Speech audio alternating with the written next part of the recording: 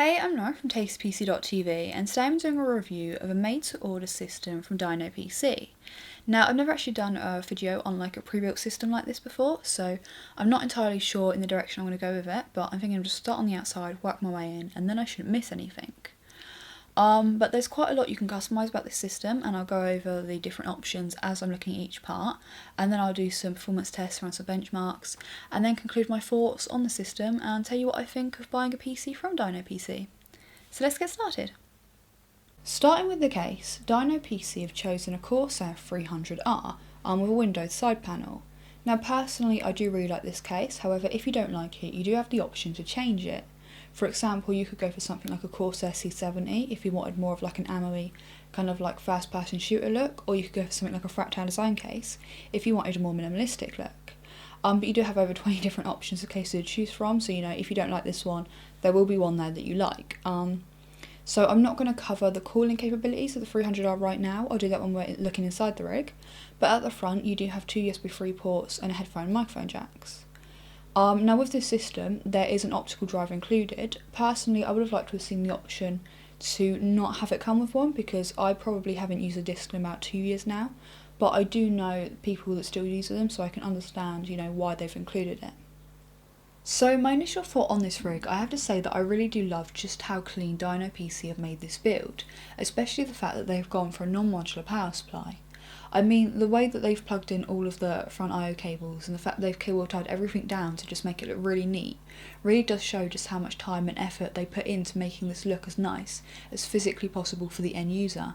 So I am really impressed with the cable management on this side. I think they did a really good job with it.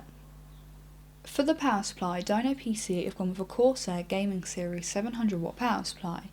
Now you do have the option to upgrade to a higher watt Corsair HX power supply if you do need more watts. For example, say you're going to be doing like a future upgrade, maybe like adding a second graphics card or something. Or you can change it for a lower watt Corsair CX or TX power supply.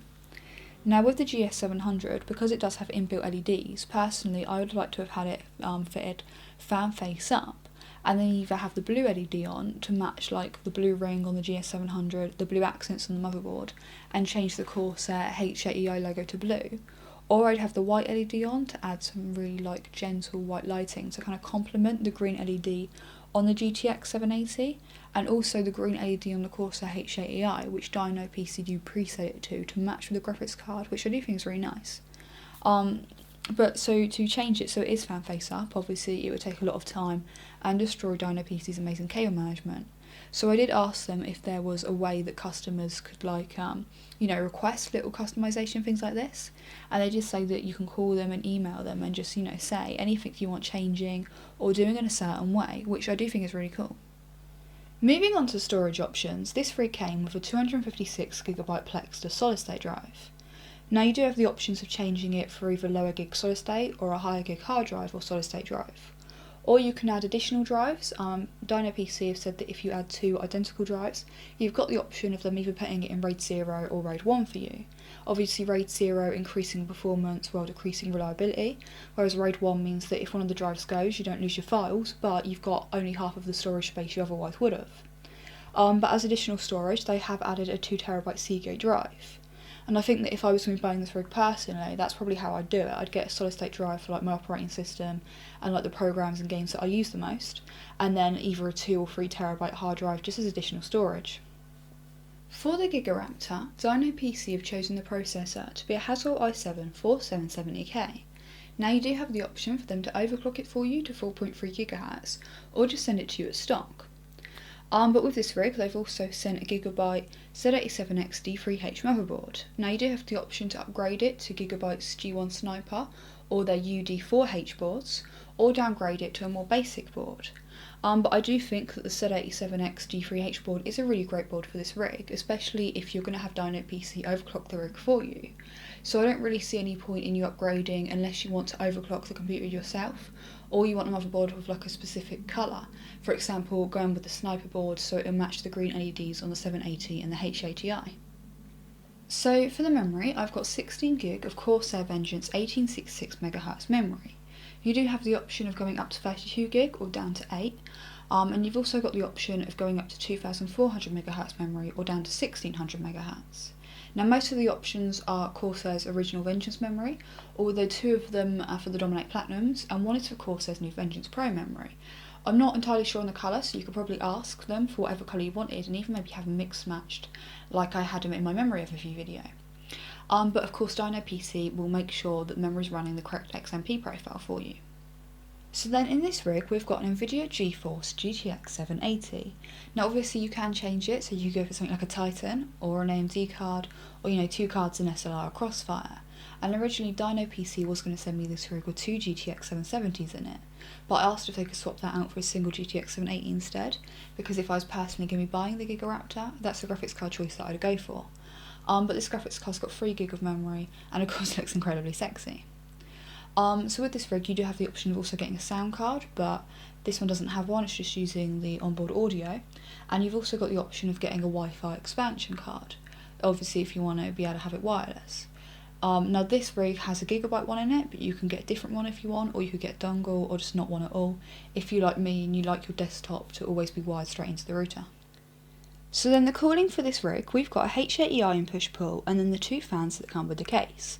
A 120mm fan in the roof exhausting out, and a 140mm fan in the front intaking in, pulling air in through the hard drive base. Now the problem is with this setup is it does mean the case has got negative air pressure, because it's exhausting out air through the top here, the back and through the graphics card, whereas it's only intaking air through here, meaning that the case is going to need to pull in air through other places, for example like the fan mounts on the side panel which aren't dust filtered. So even though it said that negative air pressure is better for temps, it means that you are going to have more problems with dust, and for that reason I do try and always go for positive air pressure whenever possible. So if it was me, I would move this top 120 fan here and put it at the front so it was intaking as well, and then that would also just give additional cooling to the graphics card. But like I said before, DinoPC said that if you've got any little customization requests, just get in contact with them and they'll see what they can do. So with the H80i, the 2 fans are plugged into the H80i so you can control them through the Corsair Link software, and the other 2 fans are plugged into the motherboard so you can control them through the motherboard software. And with this case you do have 7 fan mounts, although only 3 of them are in use at the moment, which means that you do have space to upgrade and buy more fans later if you want. And then depending on what case you go for and what it can fit, you can either upgrade the cooler to a H100i or down to a H60 if you want. But when I do have the case set up ready to do some benchmarks, I will test the temps and also talk about noise.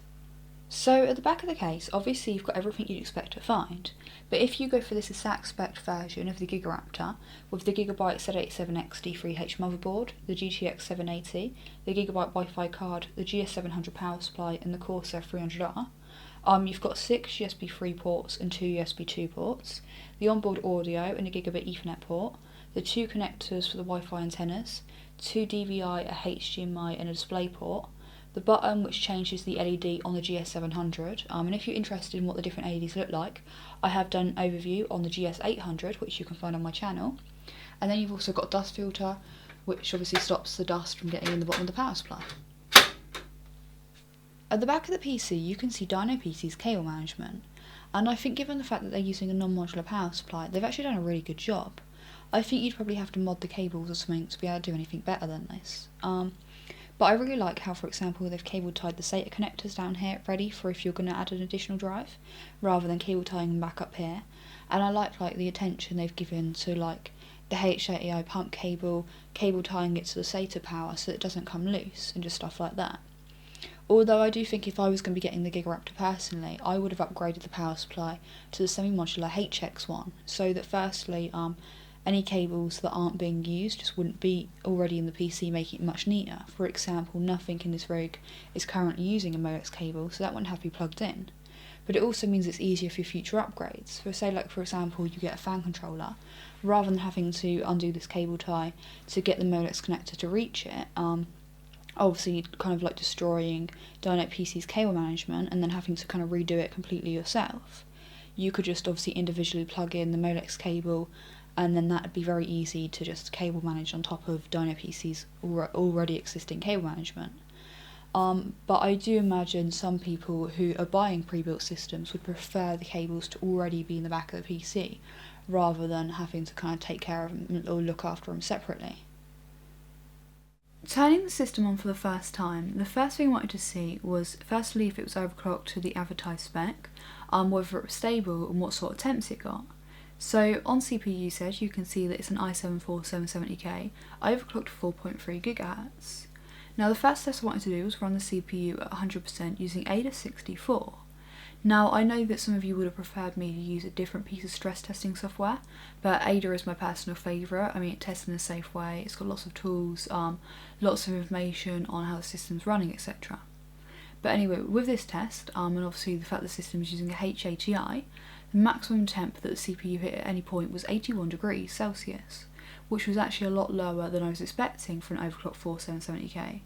Especially as the fans were set at the Corsair standard fan profile, so even though obviously they ramped up, they never actually hit full speed, meaning that if you wanted to you could lower the temps by making it so they went up to 100%.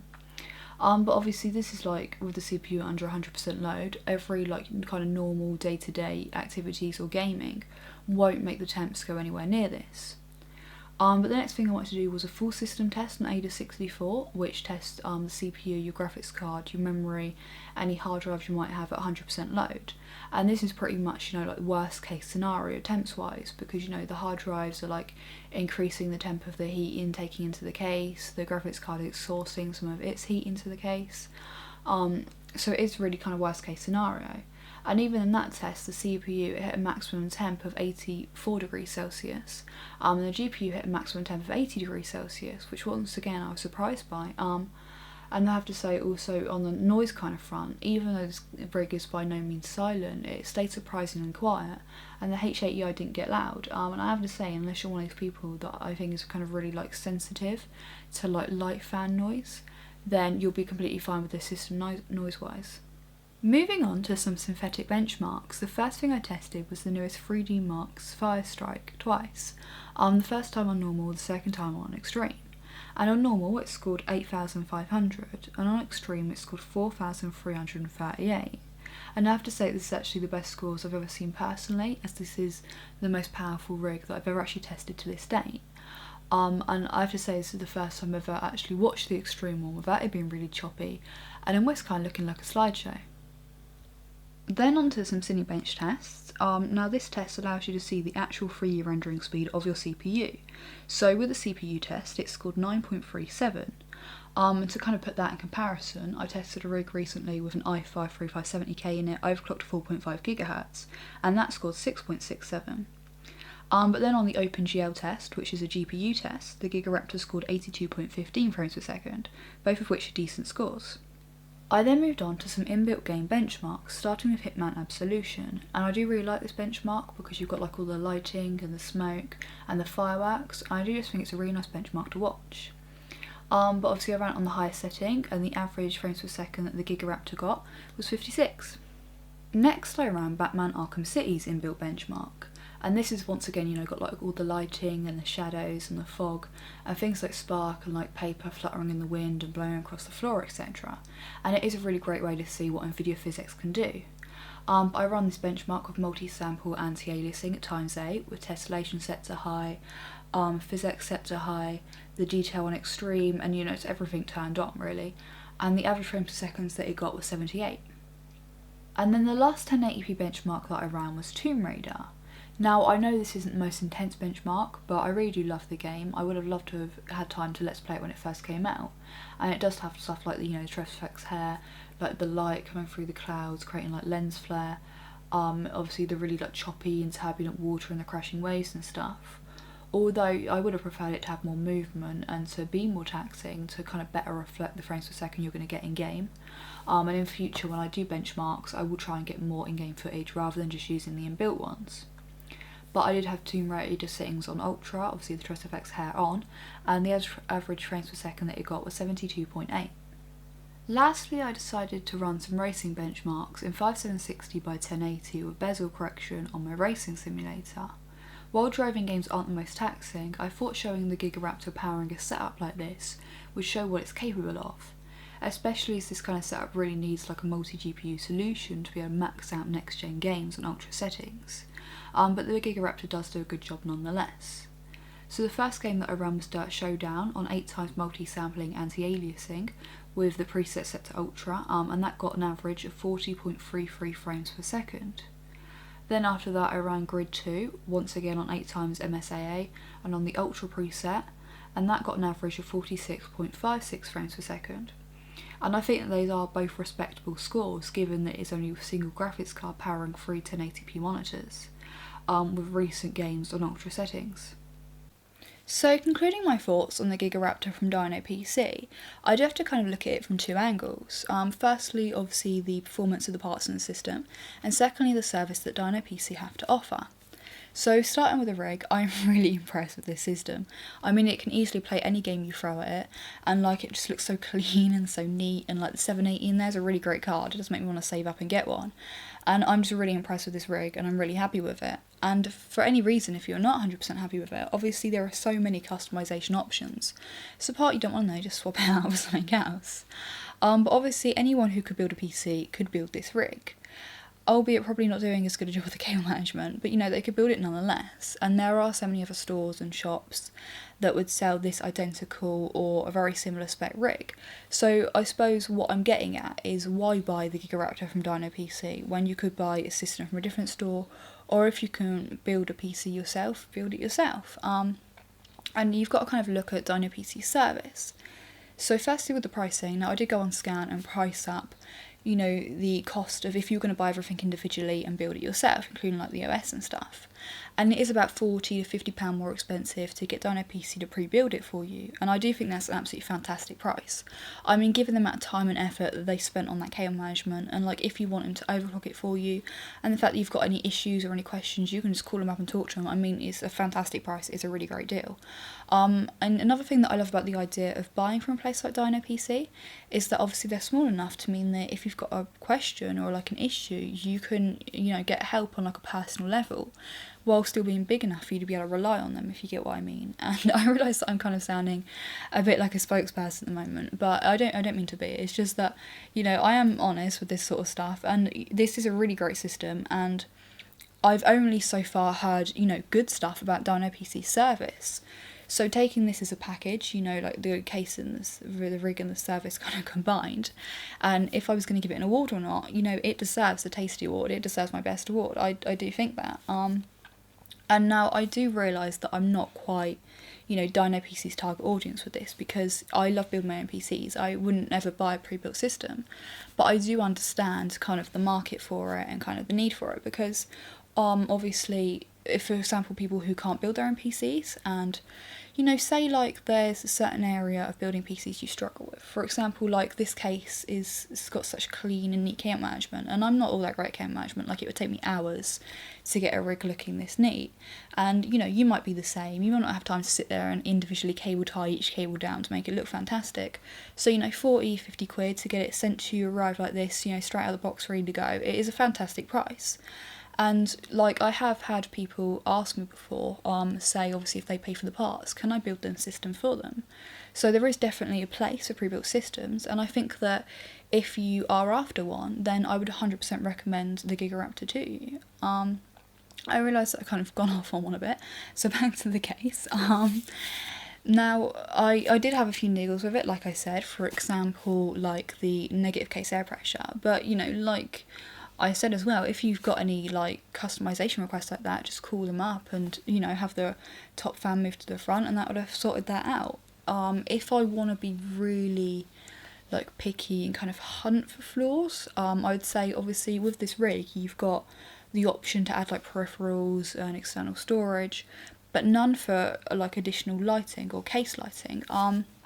And I think that, you know, you've got a case with a windowed side panel so you can see inside. You've got a really sexy graphics card. You know, they've gone to the effort of matching the LEDs. It would just be really nice to have like some gentle light in there, which is one of the reasons why I really would, like if I was building this myself, would have flipped the GS700 round to create that like nice white gentle light in the background. And, you know, it wouldn't be very hard at all for them to just bung, you know, one or two flex lights in there. But that's, you know, that's if I really hunt for flaws. And I have to say that, you know, apart from floor hunting, I do really love this system, and I am impressed with DinoPC's service. So, yeah, But that was my review of the Giga Raptor from DinoPC. If you like this video, hit the like button, don't forget to subscribe, and thanks for watching.